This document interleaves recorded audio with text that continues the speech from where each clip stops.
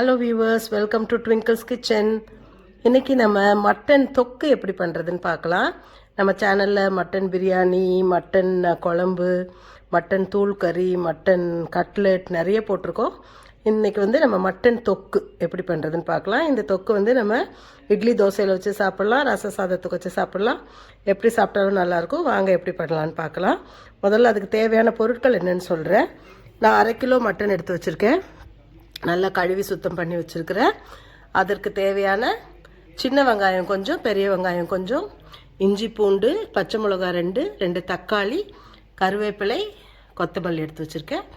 அதுக்கப்புறம் நம்மளுக்கு மசாலாவுக்கு தேவையானது மஞ்சள் தூள், மல்லித்தூள், மிளகாய் தூள், கொஞ்சம் மட்டன் மசாலா எடுத்து வச்சுருக்கேன். தேவையான அளவு கல் உப்பு எடுத்து வச்சுருக்கேன். அரைச்சி போடுறதுக்கு கடைசியாக மிளகு, சீரகம், சோம்பு எடுத்திருக்கேன்.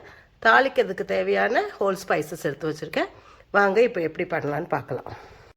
பாருங்கள், இப்போ நல்லா குக்கர் சூடு பண்ணி அதுக்கு தேவையான அளவு நான் எண்ணெய் ஊற்றியிருக்கேன். முதல்ல நம்ம ஹோல் ஸ்பைசஸ் போட்டுடலாம்.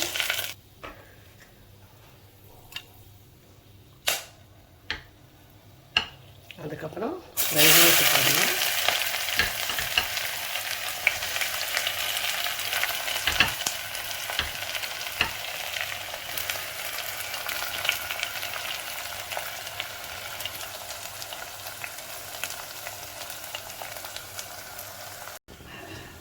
இப்போ பாருங்கள், எண்ணெய் ஊற்றி ஹோல் ஸ்பைசஸ் போட்டு வெங்காயம் போட்டு வதக்கிட்டுருக்கேன். வெங்காயம் ஓரளவு டிரான்ஸ்லூசண்ட்டாக ஆகிடுச்சு. இந்த ஸ்டேஜில் நம்ம கொஞ்சம் இஞ்சி பூண்டு மசாலா போடலாம்.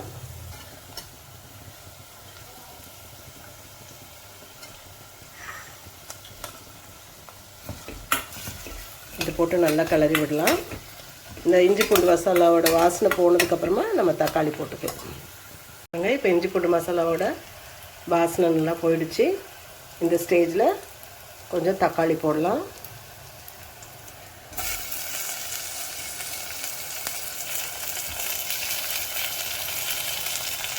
நம்ம நறுக்கி வச்ச பச்சை மிளகாயும் போட்டுடலாம்.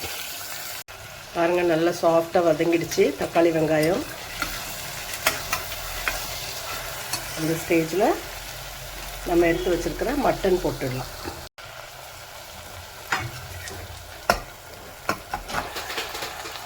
மட்டனோட இந்த மசாலா சூப்பராக பிளெண்ட் ஆகி வந்துடுச்சு.